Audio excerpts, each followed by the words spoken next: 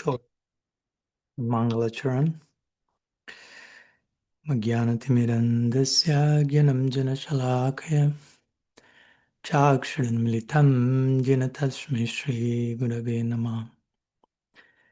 Namashrishtam Manumapi Satchiputram Matra Swarupam Rupam Tasya Grajamuru Matarim Goshtavatim Radha Kundam Girivaram Mahoratikamamadhavasam Prapto yasya pratithagripaya Shri Gunam Tam Natasmi Vanchakalpatarubhyascha kripa sandubhyaivacha Patitanam pavanebhyo vaishnavebhyo namo namaha Nikhila Shruti Mole Ratnamaladiti Nirajita Padapankajanta Aji Mukta Kulairupasyamanam Paritastam Harinam Samshrayami Narapitacharim Chirat Karunaya Avatirna Kalo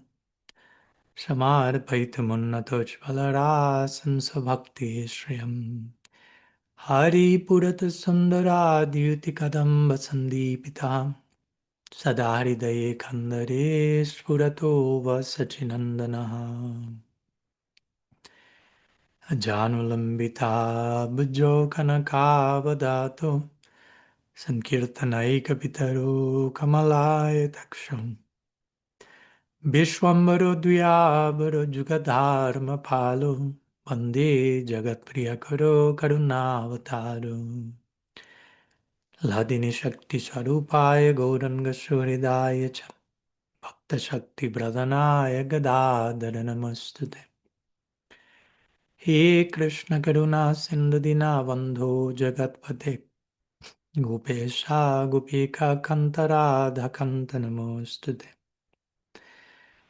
Radhe Vrindavanadi Shri Karunamrita Vahini Kripaya Nijapadabrja Dasyanmayam Pradiyatam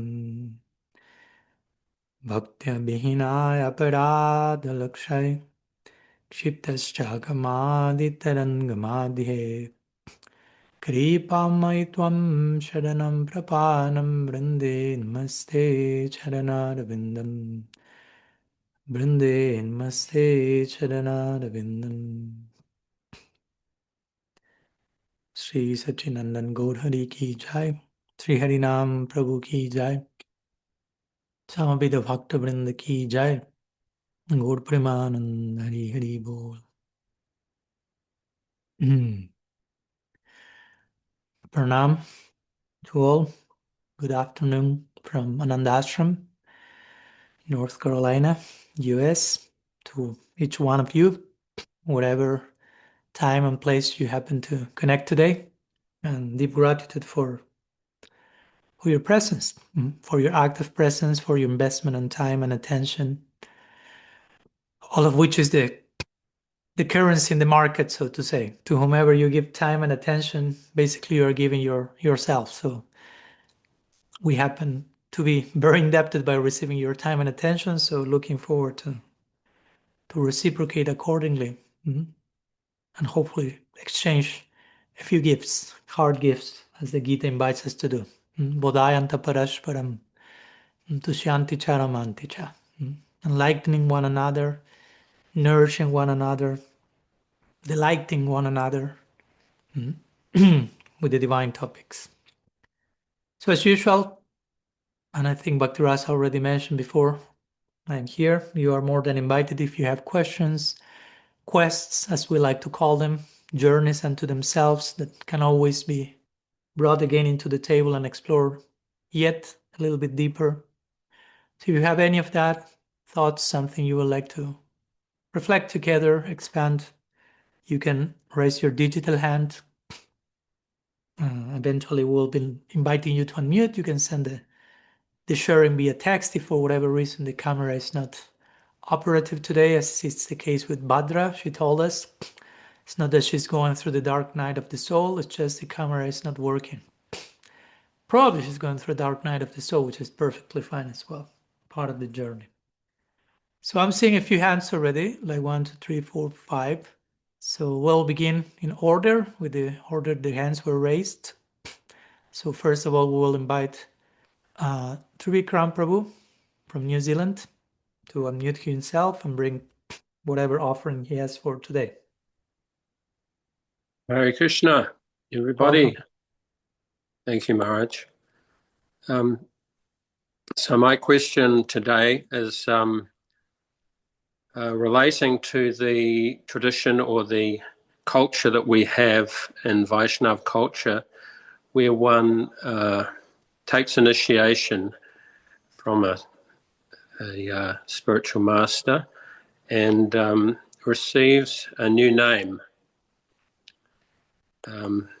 This idea of renaming, or I'm just wondering where this comes from, whether it's how necessary it is. Sometimes we're experiencing young devotees taking initiation from a spiritual master, and the naming can be quite a shock for some people. The change of name has many implications, obviously, positive and negative. Some of the negative ones are socially, it can be quite hard to see how that works in the greater sphere of society, of community that we might currently exist in. In terms of family, it might be quite unusual, sometimes quite estranging, and in some cases it may even seem like it's kind of a very overbearing claim of proprietary over a certain living entity by a spiritual master, if not done in the correct spirit or mood. It can be quite even to the point of being abusive in that regard. I'm curious to hear what your views on this are. How it fits, how it's part of a reformation of our material psychology, how that plays out, and is it absolutely necessary in some cases? Yeah, the idea of branding someone with a name which could be quite detrimental over the course of their life seems quite unnecessary at times. But yeah, it's just a simple question, but because sometimes we're confronted with these situations, I'd like something a little definitive to understand these situations through the lens of. So that's my question. Thank you. Thank you for the question. An interesting one. I appreciate it for sure. And as usual, I need to qualify my answer, whatever I'll be saying, with two of my favorite words to begin some answers to questions, which is it depends. Right? It depends. Given a name can be harmful. It depends. How the name is given, how the name is understood, how the name is embodied, what we understand by that. So it depends.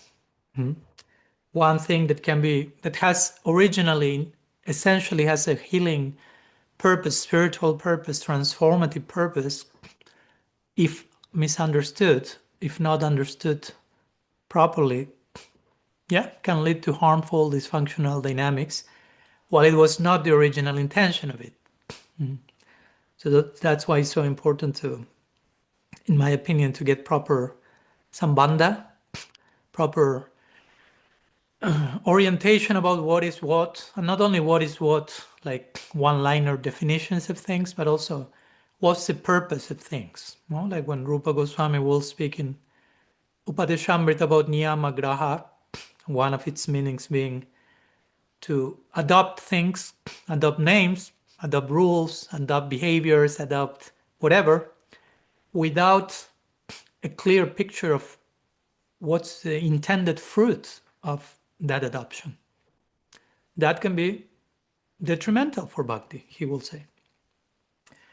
So, of course, traditionally in our Vaishnava, Gaudiya Vaishnava lineage and beyond, in many other traditions, Vaishnava traditions beyond Vaishnavism, we find the tradition of giving names, and we find the tradition of initiation. Now, of course, different forms of initiation, different ways in which initiation takes place, but the idea of, I'm talking more broadly to begin with, the notion of initiatory moments, rites of passage, a before and after, no? A threshold that is being crossed, marking different moments in life. Now, not necessarily there's only one initiation, that's another thing. And many times there are certain elements that are part of the initiation ceremony, go into our particular tradition. And of course, there are differences in how different Vaishnava groups conduct these particular rites. But one of them generally is the bestowal of a spiritual name, which is, again, initiation has a lot to do with the idea of birth, right?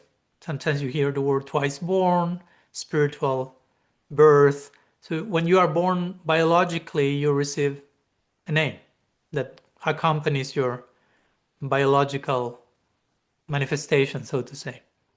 So the idea, again, the intention when you are undergoing initiation is that you are being born to a new sense of self, a new prospect in life, a new ideal that you are officially embracing and adopting and want to pursue it with utmost sincerity. So there is a name that accompanies that newly discovered sense of identity, which still we are all in the process of excavating and discovering. So the intention of the new name, again, is not to how to say, to be fractured from my previous identity, to engage in escapism, to force my mom and dad to call me by my new name, because if not, I won't talk to you, or whatever, right? To become very rigid, which actually happens a lot, especially at the time that you have your brand new name and you want the whole world to address you by that brand new name because it's so cool. And now you're a servant of Bhagavan. So, hey, world, please call me by this name now. So again, I can understand that. We are here not condemning anyone. But I will say in time, there should be some flexibility. And each case is unique. Again, talking about my case, I don't know. I'm remembering when I received my brahmachari name 26 years ago, almost. And of course, I have my mom. If not, I wouldn't be here in this body. I have a mom and I have a dad. And they gave me a name which was not precisely the name I received when I was initiated. I think I was not that fanatic, but better you ask them just in case. So I never think I put any like contract, like from now on, I'm no longer Diego, which is my biological name. Now you call me, not even son, you call me Krishna Saka Das Brahmachari. That was my Brahmachari initiation name. I don't think I never get to that point. And actually, I remember and I will appreciate how my parents, when they will move around devotional circles and come to visit me or be in the programs, they will address me by my initiated name. And I could see they were making some special effort to not make me feel weird or to them. I mean, again, there's a lot about trying to fit in or trying to belong. No? Even for the ones who receive the name, that's another layer. I've seen many people or many aspirants who just actually they are not so much interested in being initiated and embracing all the implications of what it means to be initiated. They just want a new cool Sanskrit name. Many times because all of their friends or all the social circle has become prominently a Gaudiya Vaishnava circle, and they happen to be the only ones who do not have the name. So somehow they feel like outsiders. So they want the name. But if the name only comes through initiation, then okay, then I want initiation, but actually they want the name, which I wouldn't say is the ideal motivation for you to accept the guru, just to get a fancy new name, and now I'm part of the club. And again, many times we do that unconsciously with our insecurities in terms of social belonging. We want to feel part, we don't want to be alone, we don't want to feel rejected. So sometimes consciously, unconsciously, we are willing to do things that sometimes compromise our integrity for the sake of being part of the herd, so to say. So that will be a way, not an idea, ideally not a way, enough good reasons for one to pursue a spiritual name. At the end of the day, without name, with name, without name, the important thing is to embrace a proper sense of identity. For example, now after those 26 years, my mom came to visit me a few weeks ago, as some of you know. She came to the US for a few weeks. And sometimes in social media, she will call me. She will see everyone talking to me as Maharaj and Swami, and please accept my respectful obeisances. And I remember at one point she wrote some comments on Facebook like, Swami, please accept my most respectful. And it's like, what are you doing? You are my mom. Stop. No, I mean, she tried to adapt again, not to follow the decorum. No, but after I say that, she understood, and now she came and she was calling me mostly by my birth name, Diego. No, and it was strange for me, but not as in something bad, just because basically nobody calls me that name anymore, so I'm not accustomed. Just that, it's not bad. It's just like you lose the momentum of being called by that name. So it was like, but it was an invitation to, how to say, to further integrate from where I'm coming from. And of course, it's not that I'm over identifying with my pre-Vaishnava identity as my own all in all, but also I'm not forgetting from where I'm coming from, and so many things to be grateful for, so many things to be mindful of, so many things to properly integrate in the context of bhakti. So I personally, at this point of my journey, again, I'm not saying everyone has to do it this way. That's why I started saying it depends. But I think there's health in being able to integrate from where you're coming, your humanity, your more relative sense of identity into the absolute ideal, so to say, of Gaudiya Vaishnavism and a spiritual identity, because it's not just one shot that you press a button and you're already on the other side. It's a gradual transition from one sense of identity to the other. So if we try to cut off very suddenly, prematurely, so many things that we are not actually able to transcend in terms of lived experience, we may end up in a limbo. We may speak a lot about higher transcendental, super esoteric ideals, but we may not have enough insight to walk our talk. And in time, that's not sustainable. And we may become very dysfunctional, speaking about something very high, but behaving in very, very undesirable ways. So how to gradually put everything into its place in a way that it's not with indifference, with hateful, with resentment, with escapism, but with proper acceptance and gratitude and understanding, and moving forward, of course, in terms of the ideal we are coming for. So again, it depends. I know devotional circles with some Vaishnavas are given a name before they took initiation by some Siksha guru that they feel connected with. And naturally, the name comes eventually as a natural progression of their relationship and creates a natural sense of belonging. Again, if it comes in a natural way, it's totally fine. It can be really favorable.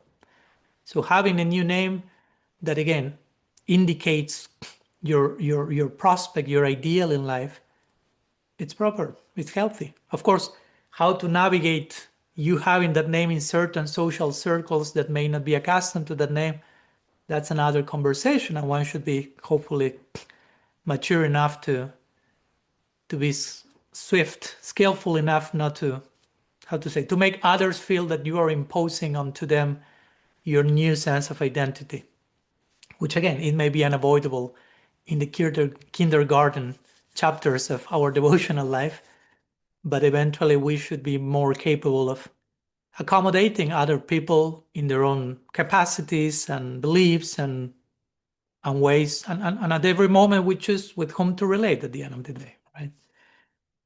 So again, probably behind your question, Trivikram Prabhu, there is a specific case or some specific cases or situations you are thinking of with their own unique features, and I don't know them, so I can only reply in a general way, trusting your discernment in applying some of these criterions to any given situation. But yeah, it's not something bad. Again, originally, intentionally, in essence, it's meant to create a new sense of identity, to mark a beginning, to mark a type of death and a type of birth, which again, it doesn't happen only once. Ideally, it should be an ongoing process of dying to live.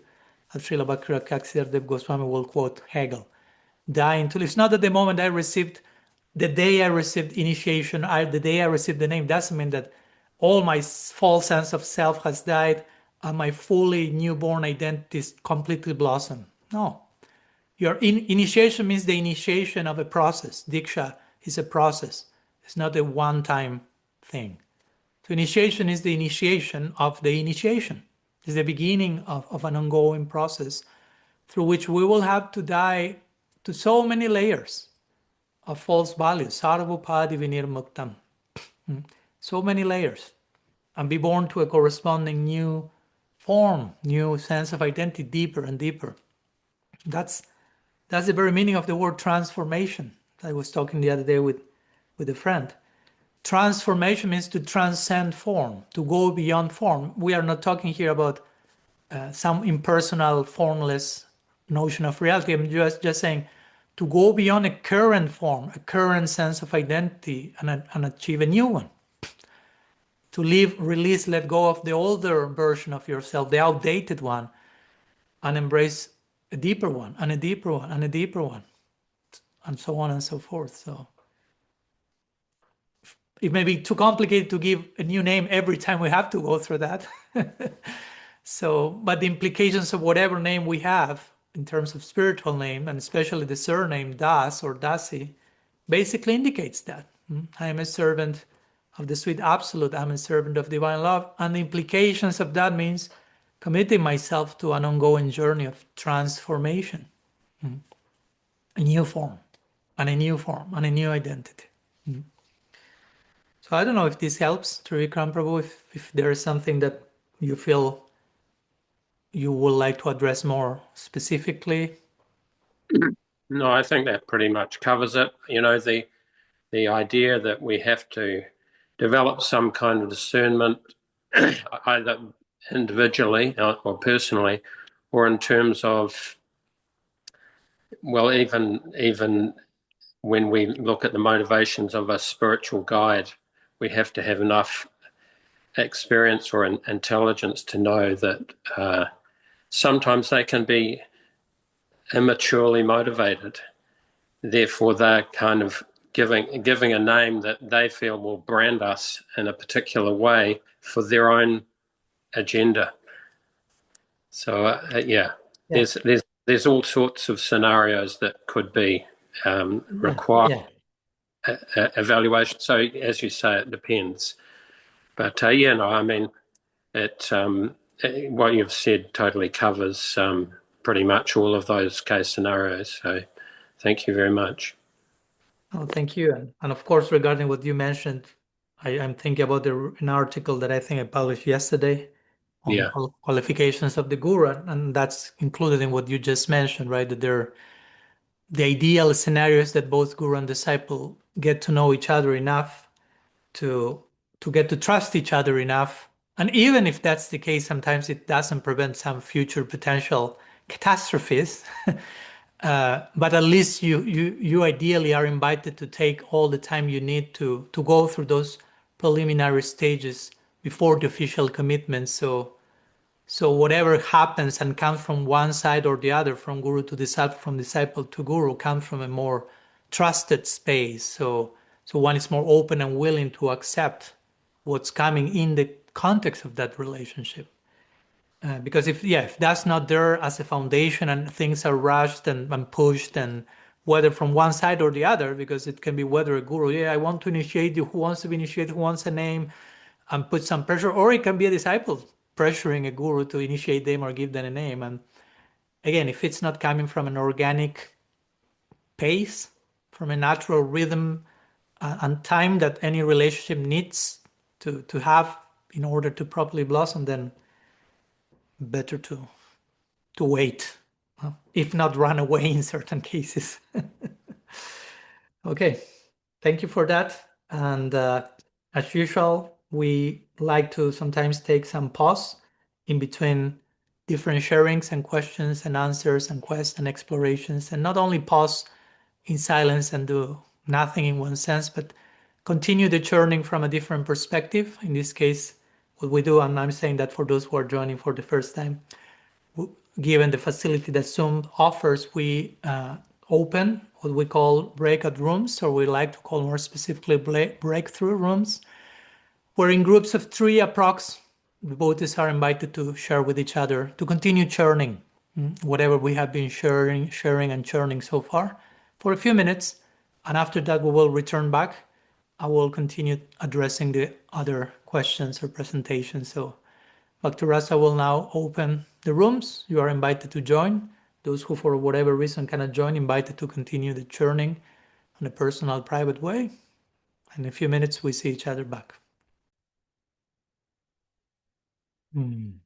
Welcome back. Hoping you've had a nourishing churning together, expanding the ocean of milk of our devotional conclusions and reflections. So we'll go back to the queue of digital raised hands, and because all of them disappear, but I have the list here on who raised their hand in the particular order. So we'll continue with the next raised hand, which originally was Syam Sundaris. So from Switzerland, invited to unmute yourself. Welcome. Yes, Radha. I can also wait to the end because I already had a question last time and there's so many hands. So I'll just put myself on the end and we'll see if there is time. No, you can wait, but we cannot wait to hear your questions, Syam Sundaris. So you must. Oh, I must. Okay. Shyamasundari. Yes, by the way, this is my second Sanskrit name and I have zero initiation yet. So just outing myself.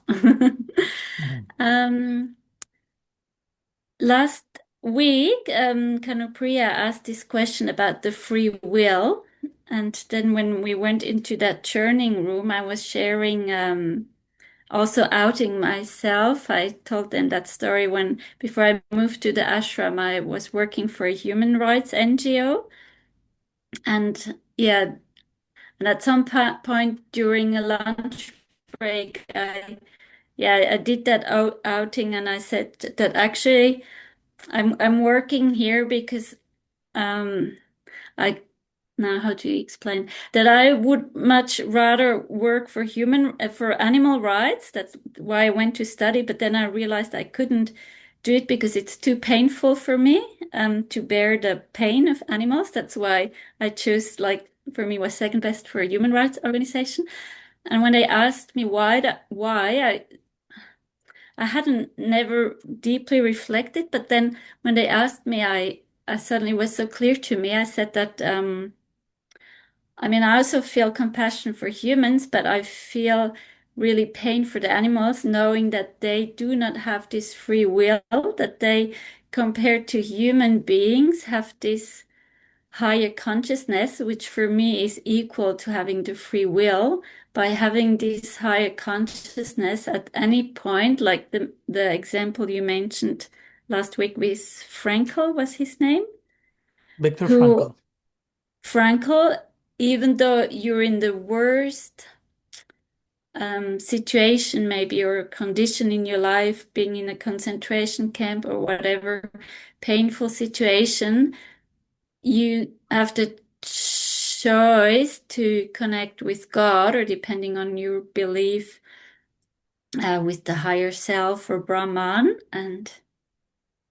animals can't do that. I had the feeling, and that I was the whole week thinking about that, and I was wondering if anywhere in the scripture it would say, because I remember when I was mentioning that earlier, Krishna Chandra told me that, or I also read it, that I always thought before that the Brahman realization, I can do that like by myself. If you go and learn the technique in a Vipassana course, and yeah, you do the tapasya, you can yourself have this Brahman realization and feel no pain. But then I was told even for that, you need to have the grace of Vishnu who is in your heart. And for Krishna realization, of course, you need the grace from, Radha Krishna. But yeah, and because this is such a painful thing always in my life, to bear this pain that animals have to go through, I was wondering if there's knowledge in the Vedic text about, since Vishnu is in every heart of every living being, so also in the heart of animals, would Paramatma also deliver a living entity who is very much in pain, and at least probably not having God realization, but at least Brahman realization? Or is, because it always said that Paramatma is not allowed to interact if we don't say yes, unless he uses his aggressive grace. So does Paramatma, is it somewhere maybe mentioned if he is allowed to interfere in, let's say, lower beings, like with lower consciousness than human beings? Sorry, that was a bit confusing, but it's No, just it's been fine. on my mind all week because it's such a... No problem. We go from Manjari Bhav from last week to animal suffering and the role of Paramatma. We cover all the spectrum in between. That's great. I like variety. And it's all part of the same project, so no problem. Thank for the question, Shyam Sundari. There is a lot to say about that, and of course, it's a topic that I am currently writing about and thinking about. Suffering, what sometimes is called theodicy. I've talked about this a few times. The presence of suffering in the world, some will say of evil in the world, and what's the role of God, whether we refer to him as Paramatma, Krishna, Bhagavan, in the context of suffering, and so on and so forth. What's the degree of participation of the divine, and in the context of that, our free will and karma, all these are interrelated topics. It's not an easy conversation. It's not that just you talk about free will, karma, and God's participation in 2 minutes and that's it. No, it's a interwoven reality, like everything. So concerning your specific question, of course, there are endless souls in endless bodies, including animal bodies. I wouldn't say that an animal has no free will, going back to the conversation, in the sense, and what I mean by this is, an animal is not an animal is a jiva. No, the animal is just the vehicle, right? The particular dress. But the actual being is the jiva. And the jiva, going back to what we said last week, is endowed with kartritva, or agency, sometimes translated as free will. So it's there. How much is expressed, how much is restricted because of the nature of the particular species in which one is, that's another conversation, of course. But of course, that's there as well. And many times, as I'm writing in my next book, some people And the other day we had a conversation with Namras and a friend in a podcast we did, and today she shared some real, specifically speaking about this.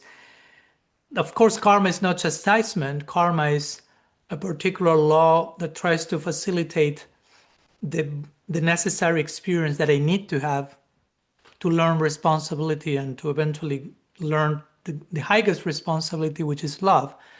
So if in my human, to give an example, hypothetical example, I'm having this human birth, which is accompanied by a potential to expand my consciousness in a certain way. But if I don't make use of that, and rather than becoming human and fully divine, I just become inhuman, which can happen a lot. So not as a chastisement, but just as the result of my choices, I could be deprived of that particular vehicle and be invited to inhabit another form, more restricted, because I chose to live in that way in my previous form, basically. Now, I can have a human form, I behave as a whatever, as a non-human, and as this species or that species. So a corresponding form will go there, not as a chastisement, but for me to invite me to explore my free will in a particular way, in a restricted way, so I'm not as a public danger as I was when I did my wrong choices as a human. So let's say one is born as an animal, or one is born as a human. Again, you can be born as a human in a very restricted situation as well. Whatever the case, regarding your question, does Paramatma release them, or is he interfering? A few questions are there. Of course, one of those is, does Paramatma or God, as Paramatma, God in every heart and in every atom, interfere? That's a tricky word, because by interference we may think cancels.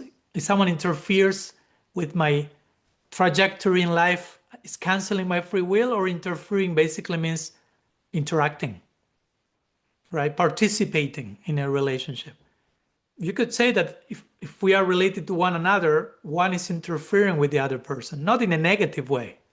It's a positive interference. So yes, the scriptures say that God is not indifferent. Now, as Bhagavan, we have this particular division of terms, right? We have Bhagavan and we have Paramatma.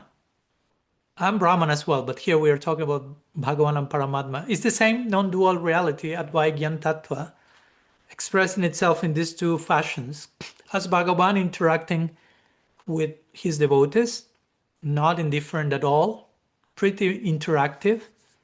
And as Paramatma interacting with those souls who are not voluntarily choosing to dedicate themselves to the divine.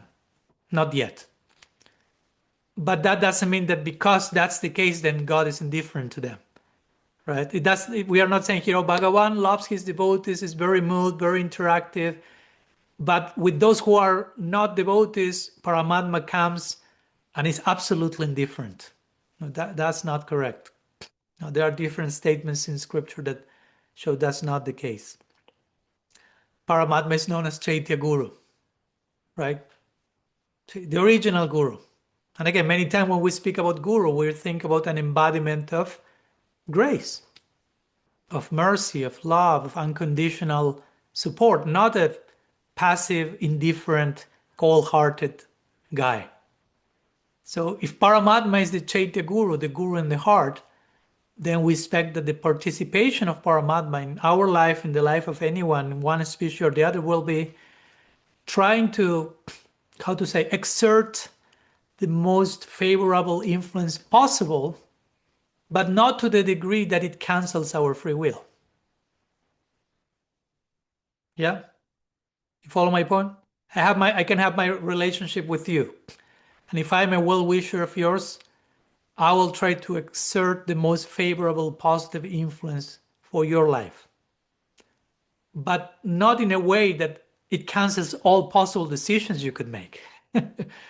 That will become toxic. It's like, again, the example of a mom that wants the best for his child, and because in her idea what's the best for my child is I don't want him to go through any trouble, through any potential danger, so I will lock my child in the how do you say, the low part of the house.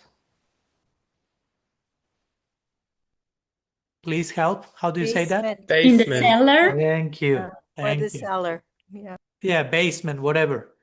So you are intentionally speaking, probably you want the best for your child, but it's doing in a way that you're making him a prisoner, basically. You are really, that's getting too much in the way of the freedom of that person. So we will say that God interferes, in the good sense of the term, participates in our life in the best possible way, and in the best possible way includes without canceling our free will. Because if our free will is done away with, that's not the best possible way, because now there's only one, it's a one-way relationship. There's no back and forth, there's no reciprocity. But I wouldn't say, again, I wouldn't say that God becomes favorably disposed to the point that he's giving all this, to give the example of your question, Shyamsundari, sending all these animals to Vaikuntha, so to say. Because at the end of the day, at least in principle, go into Vaikuntha, go into the spiritual world, loving God, which is the implication of going to the spiritual world, entails a voluntary decision. Now, in other words, I have to choose that. I have to be given the choice to choose whether to go there, do that, or not. That's what makes love meaningful. Because if you don't have a choice to love, then that's not love anymore. So the point with all this is that any particular soul or jiva is in any given particular body for specific reasons. Now, it's not just sheer randomness. Now, as a result of previous decisions, and none of us can see the full bigger picture of the eternal trajectory of every soul. We probably will go crazy if we have the chance to take a look at that even, right? Sometimes I hear people say, if what I'm going through in this life is a result of my previous lifetime, why I'm not allowed to have full awareness of all my previous lifetime? Well, because probably you will go completely crazy in 10 seconds. It's too much. You probably go crazy by having a glimpse of your lifetime in this particular period, even a few years. It's just the present moment for some people is worthy enough to go crazy. Imagine if I suddenly present you like 3-4 more lifetimes. You may go through a big crisis of identity, bipolar, tripolar. Who am I? This body, this name, this form. She was my wife, not my present. So at the end of the day, we have the micro experience of that macro reality, which is, yeah, there's a reaction to every action. I can clearly trace that thread. I can see it in my micro daily way of conducting in my life. So I can play out that in bigger perspective and have the macro picture. So my point with all this is, no, it's not that Paramatma is liberating everyone and sending all to Vaikuntha against their wish. No, it's not enough for you to suffer. I mean, that you are suffering a terrible situation doesn't mean that you deserve to enter Golok Vrindavan, so to say. No, it has to be a positive choice. And that's why our goal is not mukti, because many times mukti or liberation is colored by this idea of I'm suffering a lot and I want to stop suffering. And you may pray to God for that, and that's fine. But that won't take you to Golok Vrindavan. It's not enough good reason. I want to go to Golok Vrindavan because I want to stop suffering so much. The real intention is I want to love positively and dedicate myself out of charm and fascination and dedication and irresistible dynamics of love. So, and I can understand for many people before reaching there, if they are suffering terribly, they need to stop suffering. So, again, Paramatma, God, will try to enter the wound, will enter any complex, traumatic, difficult chapter of everyone and tries to pour grace and presence. But again, not to the point of canceling one's free will, not to the point of sending everyone or anyone by force to the spiritual world and giving them liberation while they were not looking for that in the first place. So that's a way how he shows his love for us, by respecting our choices and the result of our choices, right? But it's funny because it's paradoxical. Sometimes we think, if God loves me, why he's not stopping my suffering and sending me to heaven, so to say? Because that will be the opposite of him loving you.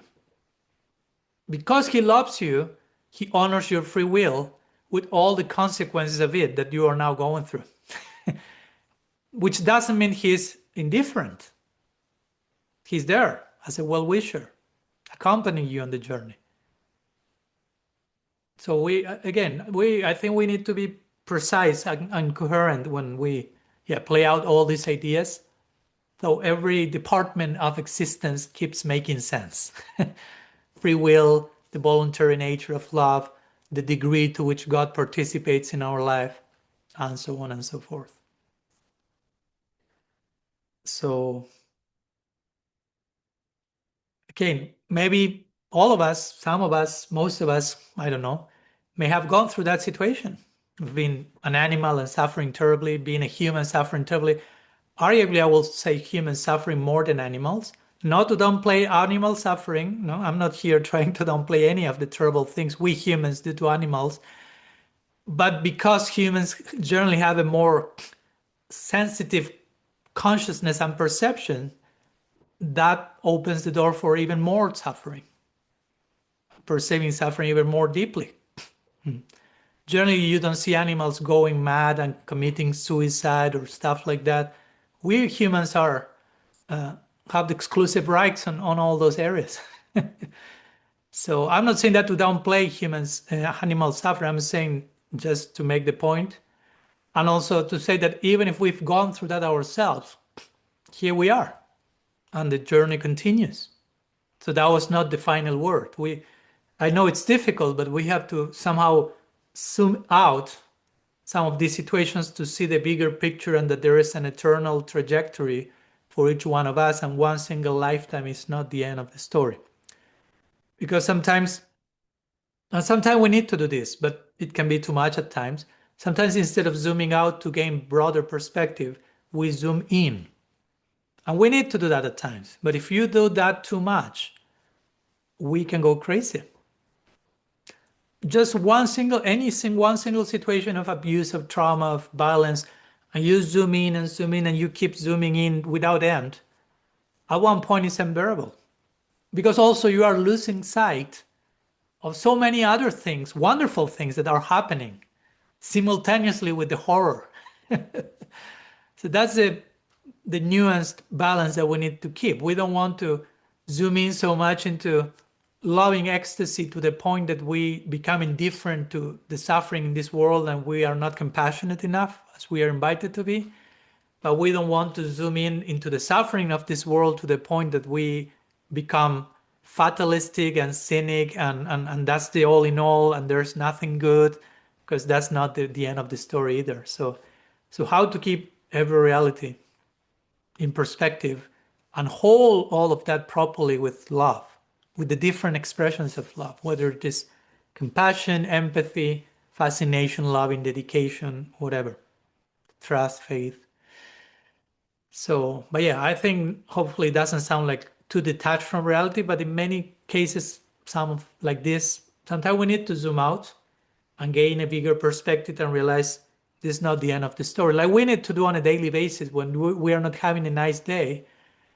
You are invited to zoom out and realize it's not that the rest of your life will feel like this always, because we tend to go there.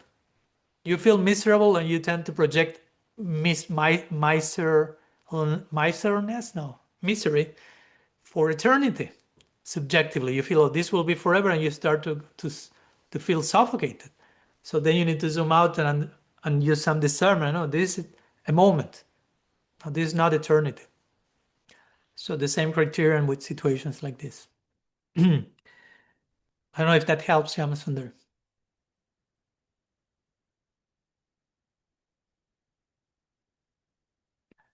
Yes, thank you.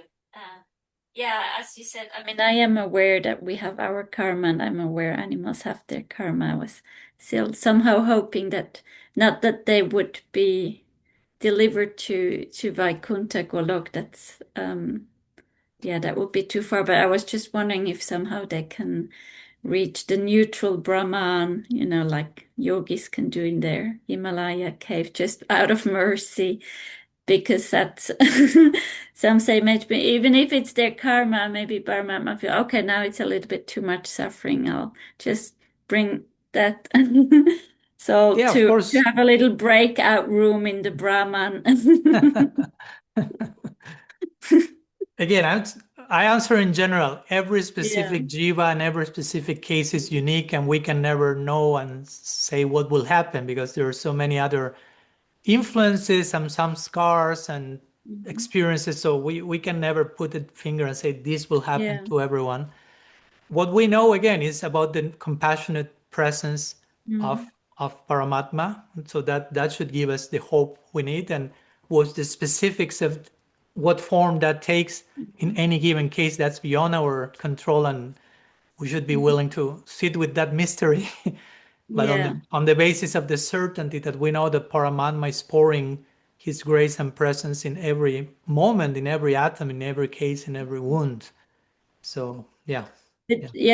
But you never in the scriptures found a text where it was described about uh, a rishi who had a vision about this happening. So I was just wondering if there was something in the scripture you encountered once, but Yeah, in that to case, my knowledge, specifically about this, not that I can recall, but again, if we don't find that in a scripture, we just need to play out all that we find in a scripture, play out all those statements, and make a yeah, new statement based on what the scripture is already saying. That's how yeah, scripture continues to be writing itself. No? There are so many things said in a scripture that when you put them together in a proper way, you can come with a new conclusion, with a new idea based on revelation, which is not contradictory, and it needs to be manifested by at certain time and place. So yeah, even if it's not originally there in whatever the Gita, the Bhagavad, and the Vedas, still, if we properly play out the implications of Shastra, we can come with certain ideas that are new but are not heresy. Not like, just to give an example, and I don't want to overextend, but for example, the idea of, because I was talking recently with the Vaishnavi about this, because she was telling me, speaking about Jiva Goswami and his Shatsandarbhas and how he's the main theologian in our Gaudiya Sampradaya, so whatever claim we make theology-wise should be supported by some direct statement about him or Shastra. And I said, I disagree. But what I mean, I don't disagree that Jiva Goswami is who he is and all that, but I disagree that if Jiva Goswami or if of the six Goswami didn't say something, then nobody can say that afterwards. No, that's not how it works. For example, in our tradition, most of us will naturally accept there is something called Nitya Navadvip, eternal prospect to participate in Gaur Lila in eternity. Most of us, I'm sure, will say, yeah, Ki Jai, Gaur Lila Ki Jai, I'm up for that. Well, none of the Goswamis never said anything about that. And that's not overtly spoken in the scriptures. In Bhagavatam, Bhagavad Gita, the biographies of Mahaprabhu, that's not there. Doesn't mean it's false, no. It just means you need to play out the implications of what Shastra and the Goswami said, which are also considered Shastra, and then you have that. Like, for example, the Goswamis will say an avatar is the divine descending from his eternal abode in the spiritual world. And then they will call Mahaprabhu Gaur Avatar. So then you just need to put those statements together, both said by the Goswamis, and the conclusion is Mahaprabhu has an eternal abode in the spiritual world. does not say directly, but we need to put them together. Jiva Goswami will say, you worship the Ishtadev that you attain the Ishtadev that you worship. And then he will say, Sri Chaitanya Dev is the Ishtadev of the Gaudiya Sampradaya. So if Mahaprabhu is our Ishtadev and we worship that Ishtadev, you can attain that Ishtadev in eternity. It means there is a corresponding abode to that Ishtadev. We call it Nityanahadu. Again, Jiva Goswami didn't say directly, but he said other things that when you put them together in a proper way, you can say that naturally, and it's not against the conclusions of the parampara, but actually a natural extension and reflection and elaboration of that. So the same with anything. So just want to add that to your comments. Thank you, Sundari. Okay, we'll continue. As you know, sometimes we skip a few Zoom churning rooms. Thanks for that new name, Sundari. That's a nice one, the churning rooms. So we'll skip this one because if not, we may not have time to address each one of your questions. And I'll go to the next one, which is in the original order from Sambanat. So dear Sam, welcome.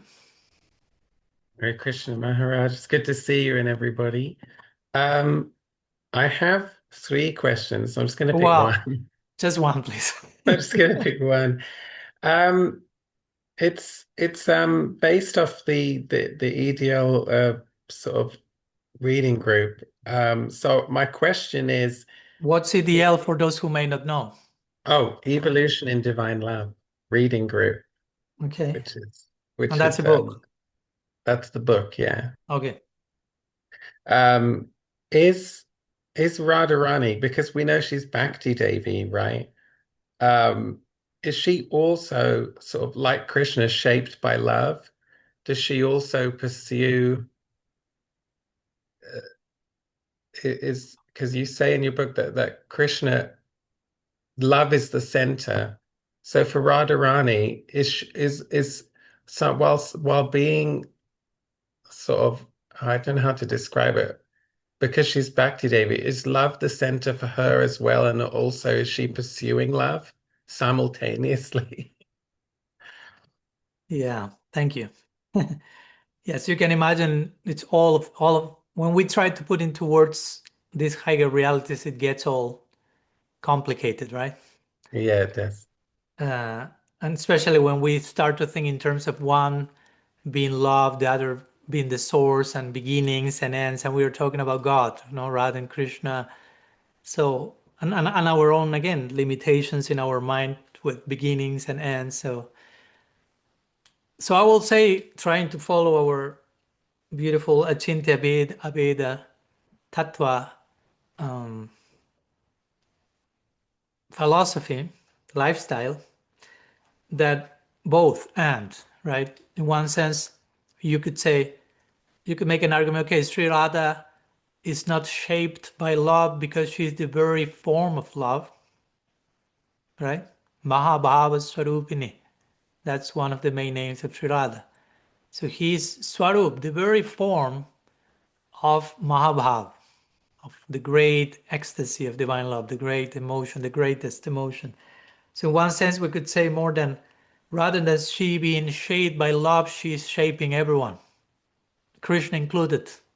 No? Krishna is carved out of Radha's love, if you want to use some poetic imaginary. But at the same time, you could say being love herself, the personification, the radically personal expression of this energy called love. She's also, because love is always relational. So despite she's the source of love, or love personified, however you may like to call her, that is expressing relationship. So relationship means that in a loving relationship, I am affected by the other person in love. I'm shaped by the other person. So we could say that Radha shapes everyone being love, the form of love herself, but also love being relational. She's been shaped, affected in a transcendental way by the mutual dynamics of love. When you hear Radha and Krishna interacting lovingly, it's not that she's only affecting Krishna and Krishna's love for her doesn't move a hair in her existence. No, both are mutually affected. So that's the paradoxical nature of love. And as you say at the end, and I quote in that section of Evolution and Divine Love, that at the same time, and there is a particular verse, I think that comes from Rupa Goswami's Vidagdha Madhava, if I'm not mistaken. And he's presenting all these pairs of apparent opposites and applying them to Radha's love and the paradox of her love, that her love is unchanging, but is always growing, is fully content and self-fulfilled, and at the same time unsatiable and in search for more. And he's putting all these pairs one after another of things that we usually will think those two cannot go together, and showing in her case they can go together pretty well. So the nature of her love is also the nature of love. Her love means the nature of love because she's love herself. The nature of love is to always love more. It's like a river, right? The nature of a river is to continue flowing. The nature of love is to continue loving, and to continue loving never in the same way. No, a river never flows in the same way for a moment. The flow is always new. It's always flowing, but the flow is always new. So love is always loving, but the experience of that flow of love is always new. And new means also not only new in experience, in taste, in texture, but newer in breadth and in depth and in intensity. In whatever ways you can think of and beyond, love is on the move, as I put in the book. So it's supremely paradoxical. It's way beyond the capacity to calculate with our minds, so we shouldn't try to do so much. That's why our great teachers are equally passionate about extolling the glories of love and about setting the limits of our rationality.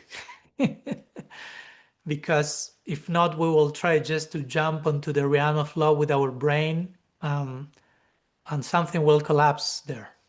So at one side, speaking of love without boundaries, without limits, constant expansion, and properly setting the perimeter of the reach of our intellectual grasp, and the importance of when we reach that, when we hit that rooftop, we reach that limit, those limits, we can resort to another method, which is not necessarily rational, which is not necessarily irrational either, but transrational. No? Kirtan, calling the names of the divine or different expressions of bhakti, do not necessarily follow mere rational thinking, but we wouldn't say they are entirely rational either. They are actually transrational. They have a rationale of their own, paradoxical rationality. So that's when we need to stop. Sometimes we need to close the book, we need to stop overthinking, we need to put pause to the intellect and resort to prayer. Let's put it that way. Bhaktivinoda Thakur will say, some things will only be understood in samadhi. So if your faculties of understanding reach a limit, and first try to use them as much as you can till they reach the limit. Don't be lazy.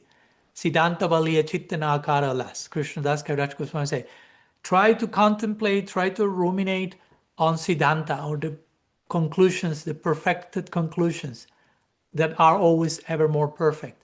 Nakara las, don't be lazy. In the name of the limits of rationality, don't be lazy. Rationally, intellectually. You have those God-given faculties, make good use of them. But when you clearly hit the rooftop and the limit of them, then do not insist whimsically beyond that. Also, do not give up in its, how to say, disappointed way, but understand that you can get to the higher domain by another method. So we use our rational faculties in the context of bhakti. And even with all our faculties collapse, we are invited to sit with mystery, sit with the unknown, to sit with those things that really are beyond ourselves, overwhelm us, and trust that there is a deeper organ in us that can properly assimilate and understand those things. That's how the Srimad Bhagavatam was spoken, right? Srila Vyasadeva was ordered by Narad Muni to enter in Samadhi. Samadhi is a transcognitive state. It's not that Vyasadeva just sat on his desk like an intellectual genius and very consciously composed the Bhagavatam. No. First of all, he was in an existential crisis, feeling unsatisfied with his literary work, which was pretty divine. And his guru invited him to sit and enter, accessing reality from a different place. And that's how the Bhagavatam came to him, through him. So we are not Vyasadeva, but we are invited at times to try to follow into his footsteps by opening ourselves to grace, praying, embracing the name, embracing seva, embracing humility, embracing vulnerability, embracing mystery, embracing the infinite. Like Srila Maharaj will say, we are confronting the infinite at every single moment of your life. That's pretty overwhelming. What can you do with that? It's too much. The infinite will always overwash you, so to say. So we have to be very humble in our approach to such a reality. So again, we are talking here about Radha, about divine love. This is the highest of the highest. So we can just say something about it. Imagine in the Srimad Bhagavatam, even her name was not pronounced. Sukadeva Goswami felt hesitant about saying too much because of the consequences of speaking about that. What can happen, and how much can we say about that? How much the audience can understand about that? So there's so much to say, and there's so much to say about not saying too much about it.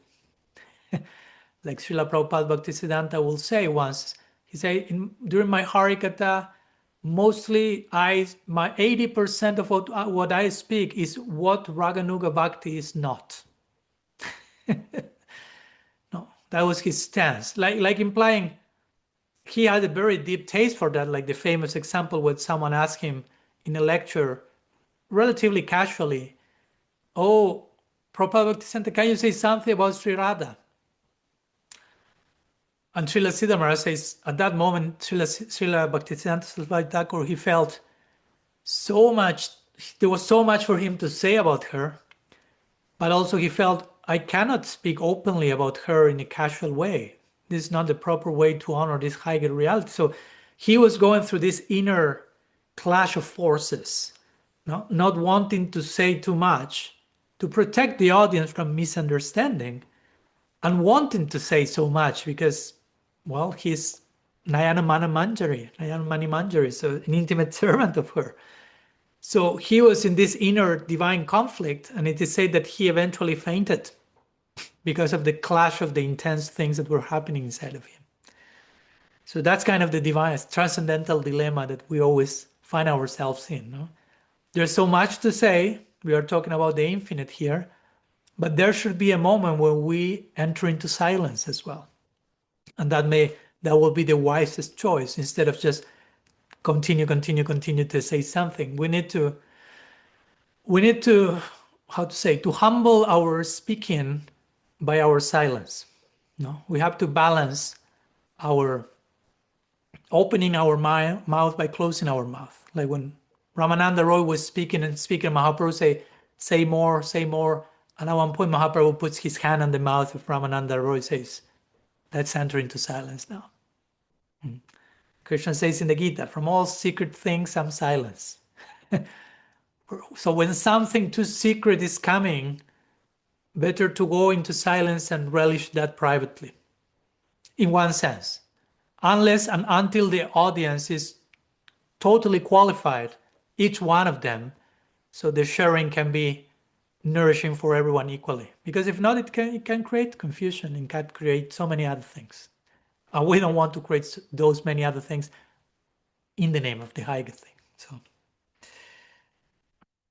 I don't know, some thoughts, some, Thank you, and Maharaj. nothing of that is critiquing or canceling your question at all. It's just No, putting I all that really into appreciate it. context. Thank you, Maharaj. It was a really, really an informative response. I really appreciate. Thank you so much.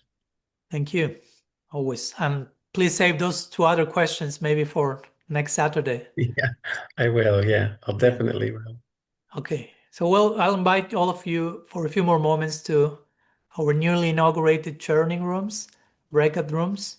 And next we'll return. Still, I'm seeing we have a question from Krishna Keshava and then from Rasangi. And I'm seeing Jiva Pandit raising his hand as well. Let's see if we can honor each one of you. But now for a moment, let's go to the churning room and continue to churn whatever feels that needs to be brought to the table and shared in Sangha.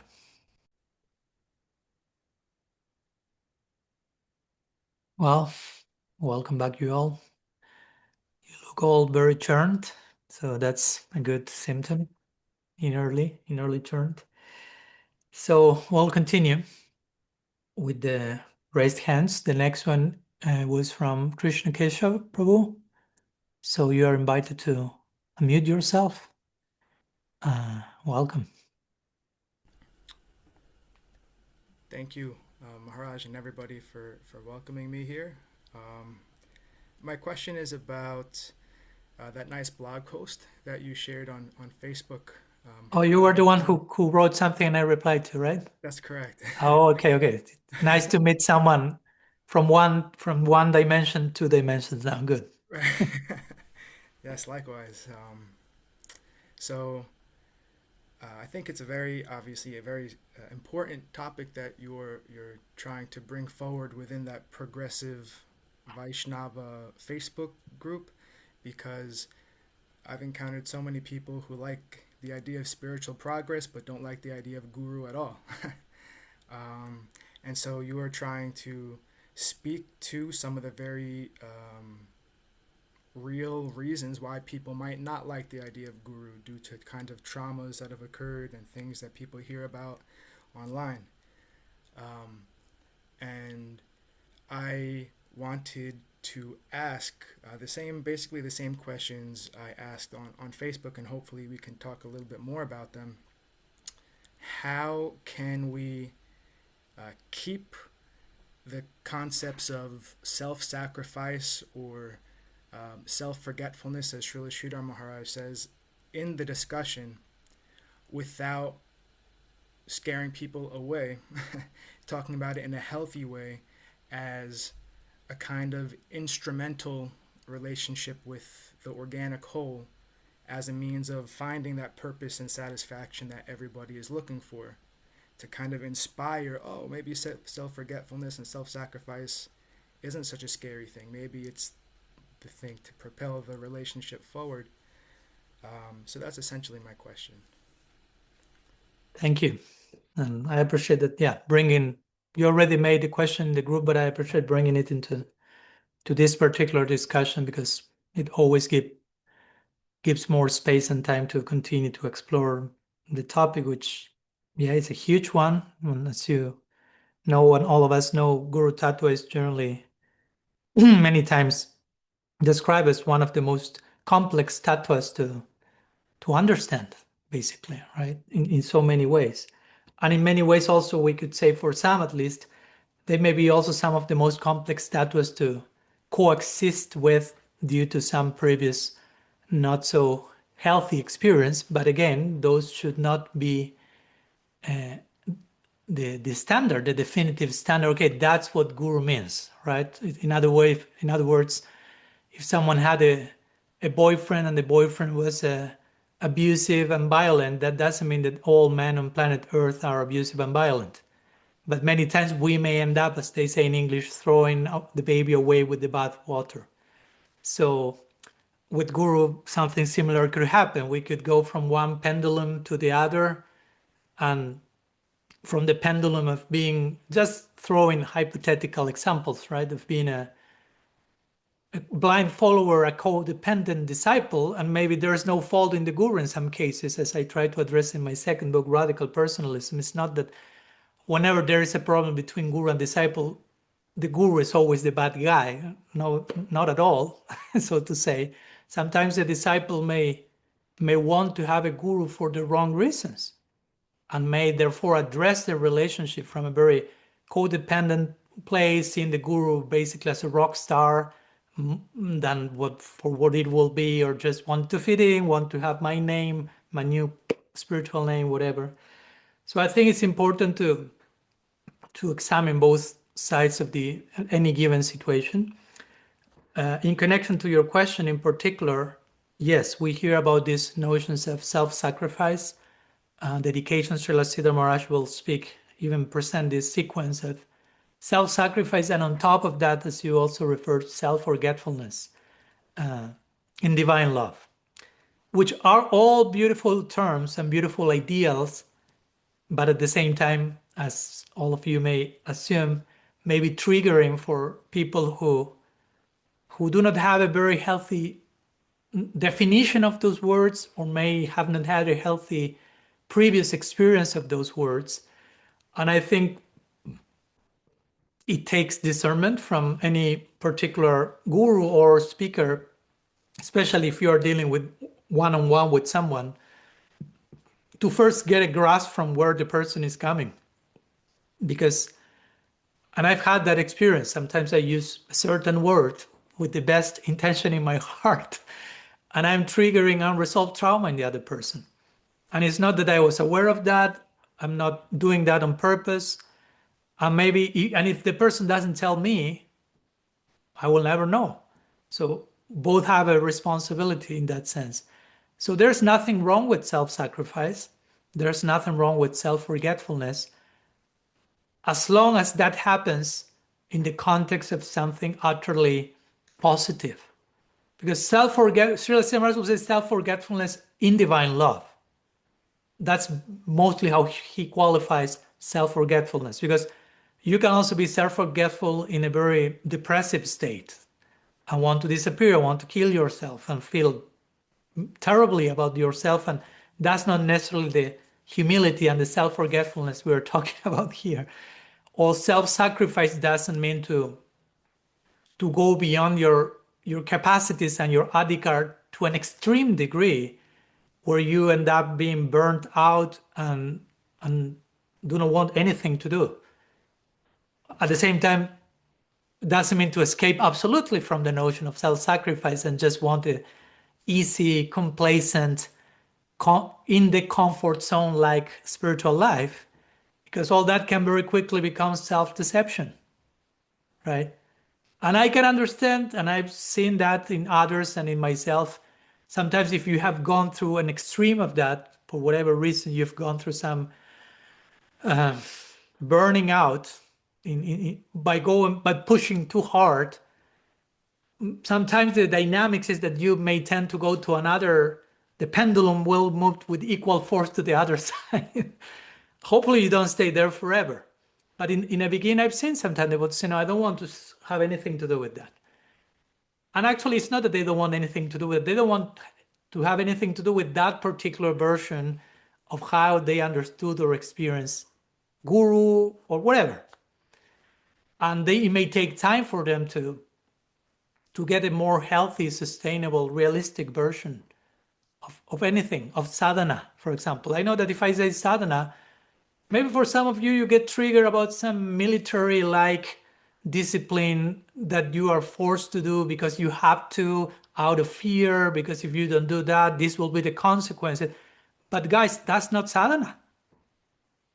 So it's not that because we become triggered by the word, okay, then let's stop talking about sadhana. Let's stop practicing so nobody gets triggered. That's not the solution, right? Or if I had a bad experience with a particular aspect of bhakti and I did archana in a very mechanistic way, then let's throw archana out of the window, and that's not good. No, that's nonsense.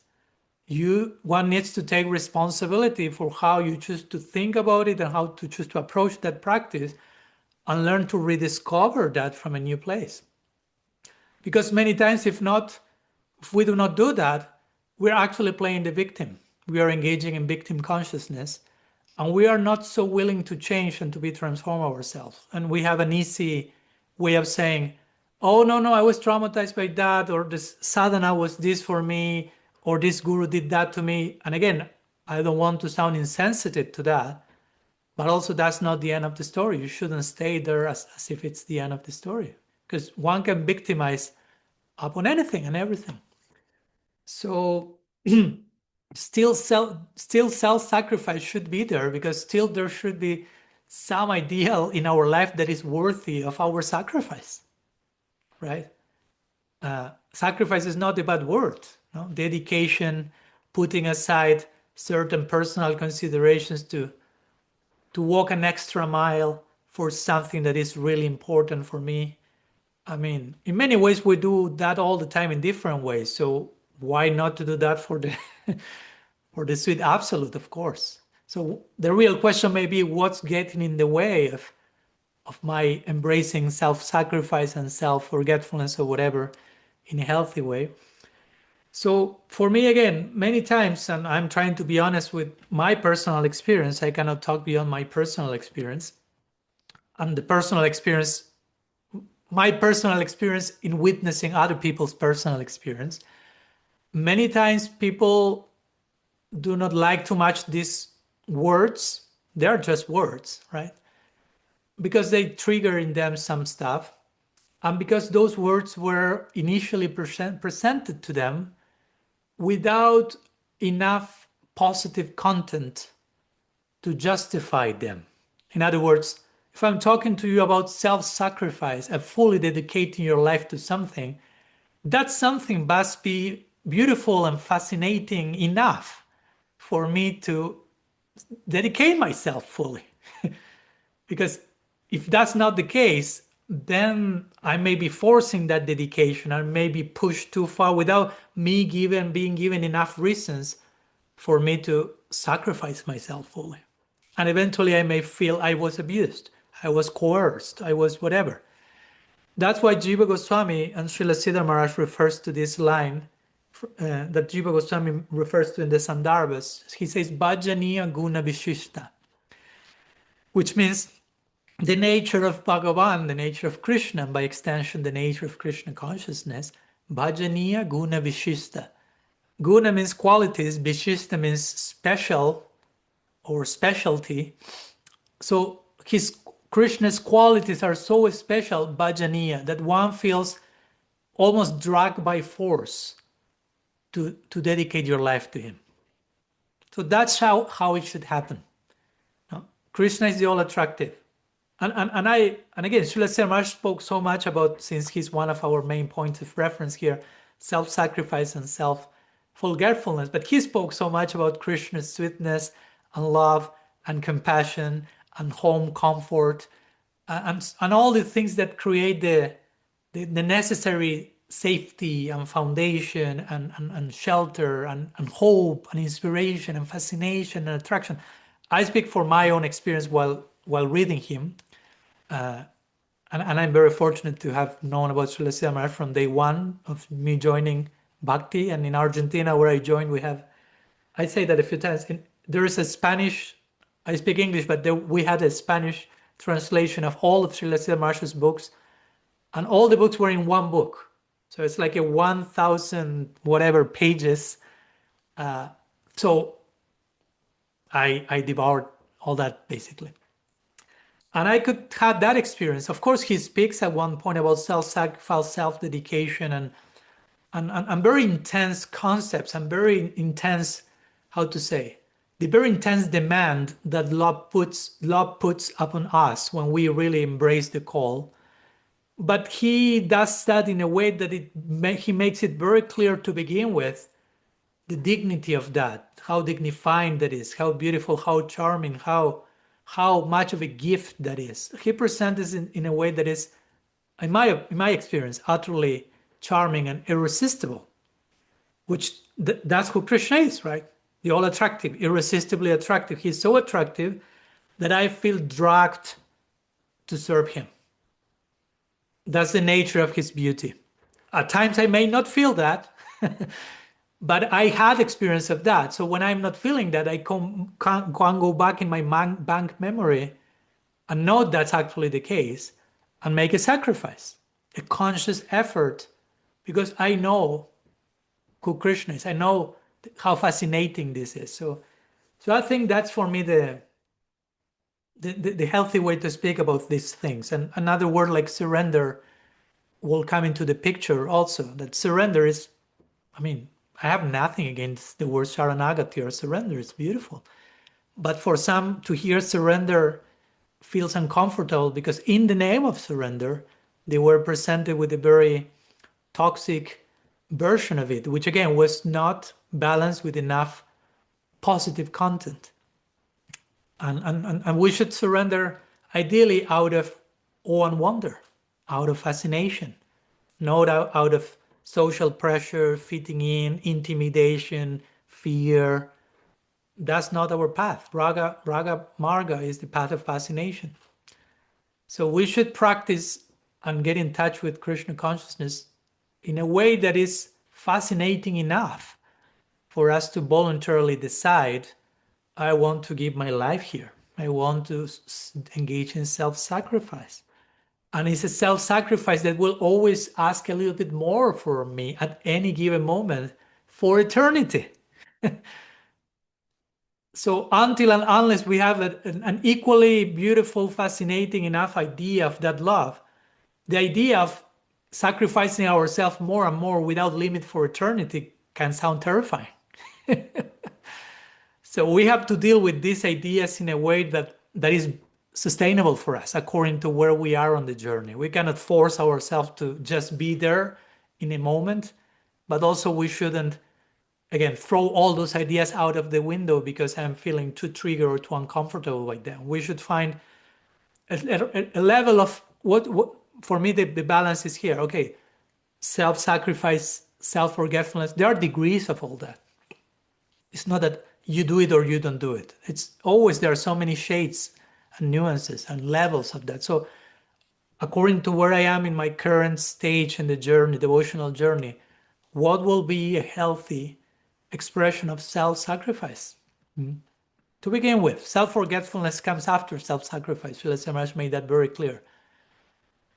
So how to sacrifice myself in a way that is challenging enough, demanding enough, that makes me grow and change and transform, but in a way that is also sustainable, that I'm not going crazy, that is not too much. Bhagavatam says. One has to ascertain one's adhikar, where I'm standing now, and proceed accordingly. Srila Siddha Maharaj will say, if you feel that you are invited to take a quantum leap, a jump, but it's too much for you at the moment, it's too uncertain what's waiting for you on the other side, if you feel fearful of that, then probably better not to jump yet. And you stay with your 2 feet on the safe ground where you are at, which doesn't mean you remain there forever. At some point you will have to jump, but if it feels too terrifying, you may need to stay where you are and acquire enough reasons for eventually doing that jumping. No? To increase your experience, to increase your hope, your faith, whatever. So this is how I will personally think of these notions in connection to guru and disciple, which was the original context of the article. Again, there are degrees of all this. We are invited to surrender, to dedicate ourselves, to sacrifice ourselves, to forget ourselves eventually. But all this happens not only in stages, but in different degrees throughout the stages. And I will say that the guru should be, wise enough to know where the disciple is standing and to not be demanding from a disciple something that is too much for the disciple. And when the disciple in some cases still is over demanding of himself or herself, the guru should be wise enough to detect that and try to balance the situation. Again, there's nothing wrong to pushing beyond our limits for some time, but it has to be sustainable, right? I always quote this example when I did a Govardhan Dandavat Parikram 2 years ago, or a little bit more than that. That's way out of one's comfort zone, I can tell you, right? To do Dandavat and circumambulate the whole Govardhan like 10,000 times doing that. So I was sure pushing beyond my limits, my normal limits. On a daily basis, I'm not 3 hours per day thrown on the floor offering Dandavat. But it was a healthy exercise of self-sacrifice. I chose to do that. But also there were days where I was really exhausted and I couldn't move. So if I would have pushed beyond that, it will have been violence against my sadhaka deha, my practitioner's body. So I had to say, no, some boundary. I cannot do it today. And to restore myself. That's also part of spiritual life. It's not just about sacrifice, so to say. There's a place for restoration, at least during some stage of the journey. Again, we cannot compare ourselves with Raghunath Das Goswami or the dynamics of the Manjaris. So Krishna and the Gita also say you have to be balanced in your eating, your sleeping, in your recreation. So some devotees may need some recreation. For some other devotee, that recreation is no longer healthy. For some other devotees, that recreation is not even recreation. They need something else for them to feel this recreation. So it all depends where each one is on the map. But at the end of the day, it has to be done in a way that is healthy, sustainable, but also challenging enough to keep us growing. So we are not stagnant, we don't become evasive, escapists.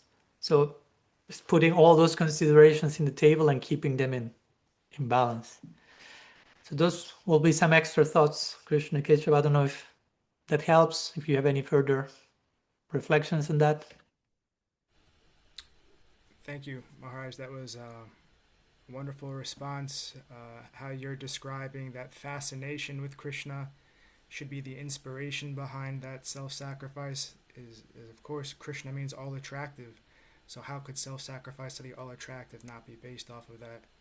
And Srila Sridhar Maharaj talks about the difference between blind faith, which he's not for, but if blind faith exists, then faith that sees must also exist. So this kind of positive content that you're talking about that informs self-sacrifice is kind of this faith that sees, oh, you have some reason to want to give that. So you have some faith that actually is seeing Krishna and the reason why you want to give yourself to him. And the last thing I was reminded of during your explanation was that Srila Sridhar Maharaj started his school, right, or Sri Chaitanya Saraswat Mutt in Aparad Byanjan Pat, the place where all offenses are forgiven. So the school of self-sacrifice that he started was based in a place where mistakes are expected, where deficiencies are definitely expected, and that the place to cultivate beyond those is a place of forgiveness and love and sweetness and compassion. So I was reminded of these things as you were saying that. So thank you. Thank you. Really appreciate your question and your further reflection. Thank you so much. And we've recently been in that particular place with now the Parikram with many of the ones present here. So especially appreciate bringing that to our memory now. Okay, that was an important, it was and it is and it will continue to be an important topic. So I'm thinking let's go for a few minutes to continue churning again. And I'm wondering, we have still Rasangi raising her hand and Jiva Pandit, and I don't know if I will have time for both. So what to do? My question can wait till next week, Maharaj. That's okay. Sure? Mm-hmm. Okay. Rasangi didn't say that, so her question cannot wait. We'll go to her next. And we look forward to Jiva Pandit for next week. Thank you for that gentle gesture. But for a few moments, we go to the churning breakthrough rooms to continue sharing about what we just discussed with Krishna Keshav Prabhu, and see you in a few moments. Welcome you back all. Hoping you had a blissful, deep, meaningful churning together. And we'll invite Rasangi to their last offering of today. Yeah, Maharaj, thank you so much. Welcome. It's all been so wonderful sharing with Patrak, and it's so enriching to meet the devotees and discuss stuff. Thank you so much for that level of connectivity. And I wanted to first give a little reflection and then a question.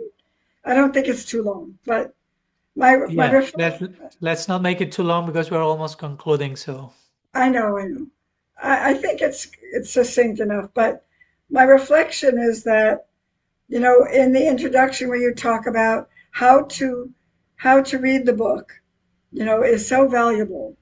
And while this book emphasizes evolution and our future potential, it insists that such development can only be approached by fully embracing the present moment. And I think we're doing that in the book study group.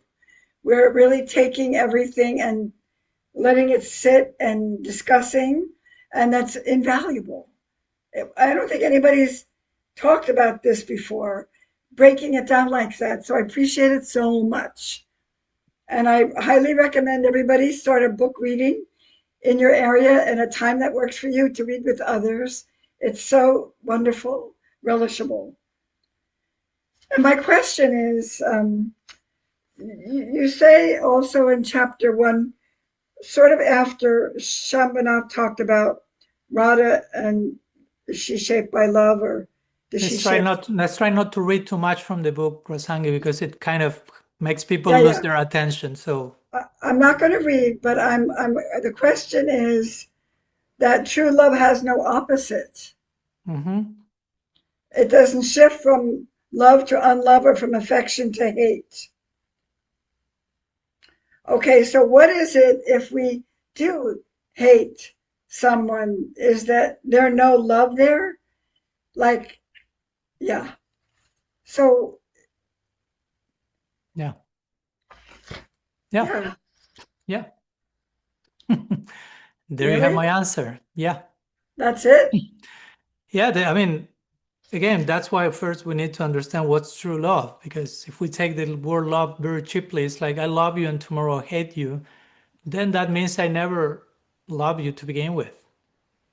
I'm misusing the word love, because love properly understood, coherently understood as I try to define it in the book we are referring to, Evolution and Divine Love, we need first, before talking about love, we have to define love in a coherent way.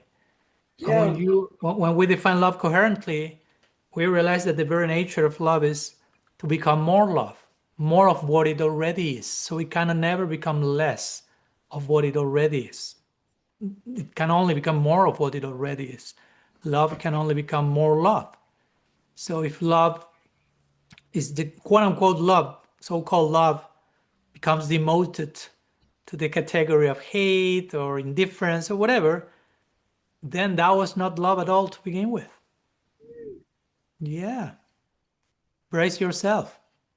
I mean, it's a high goal, right? So we shouldn't be talking cheaply about love, and we shouldn't also be, how to say, thinking that we already are there in a very, again, complacent way, or use the term loosely. As we were talking the other day, and I saw that many of your faces turned quite serious that moment, and I was glad because that was the idea. That many times when we say we love someone, generally we are loving who that person is for us.